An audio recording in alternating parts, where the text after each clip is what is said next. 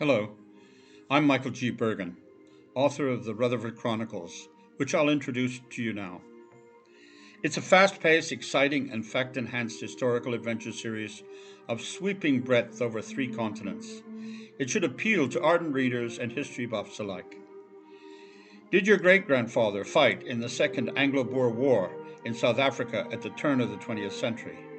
Or the Great War of 1914 to 1918? Did your grandfather fight in World War II in Europe? Was your father involved in the Cold War? If your answer is yes to any of these questions, you may find this series enlightening. The Rutherford Chronicles documents the tumultuous journey of my family through the 20th century. It follows the lives of ordinary people, my grandfather, my father, and myself, thrust into extraordinary circumstances. I'm sure it'll be familiar to many of you, or maybe not. The first book of the series is Empire Discovered. At the end of Queen Victoria's long reign, this adventure begins in Jarrow, on the banks of the River Tyne in northeast England. The story's hero is Joe Rutherford, an 18-year-old shipyard worker intrigued with the British Empire. Joe enjoys reading about the adventures of the Empire's soldiers and dreams of becoming one and seeing the world one day.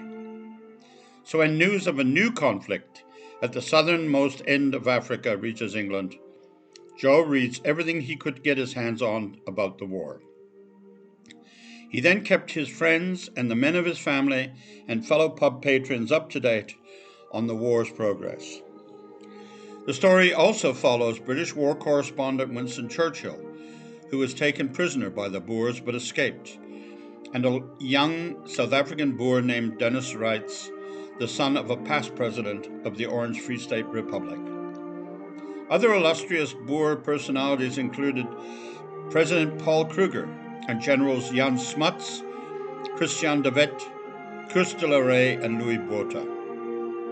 The British Army leaders included Field Marshal Frederick Roberts, Generals Reivers Buller, Herbert Kitchener, Ian Hamilton, John French, and Robert Baden-Powell. The Second Anglo-Boer War began on the 11th of October 1899, when the Boers quickly besieged several British garrison towns on the borders of the Cape and Natal colonies. Joe followed the war as the British Army relieved the besieged garrisons and pursued the Boers to occupy Pretoria, declaring victory. He then provided his friends and family with running commentaries. Then at long last, Joe joined the army in November 1900 with 3 close friends. After basic training, he said goodbye to his family and his sobbing girlfriend Ruth. They then sailed from Albert Dock in Liverpool on the 15th of March 1901 onto the high seas and headed south. Joe and his companions arrived in Cape Town at the end of March, just in time for the guerrilla war between the fast-moving, sharpshooting Boer commandos and their British Army targets. The story covers their dangerous encounters with the enemy during the last 14 months of the war.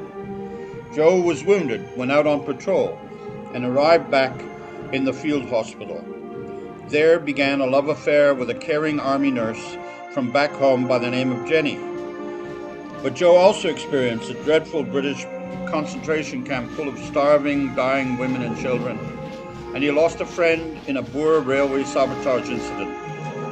What he experienced in those eventful months changed his opinion about the glorious British Empire. At the end of the war, the British Army dispatched Joe's battalion to India. He spent 4 years in peacetime service from Bombay to the Nilgiri Mountains in the south, where his love followed him, and they spent a romantic 2 years exploring the Indian countryside. But when the army transferred him to Lucknow in the north, Jenny refused to follow him. So at the end of his 6-year tour of duty, Joe returned home, a lonely but wiser man, to a much-changed Edwardian England.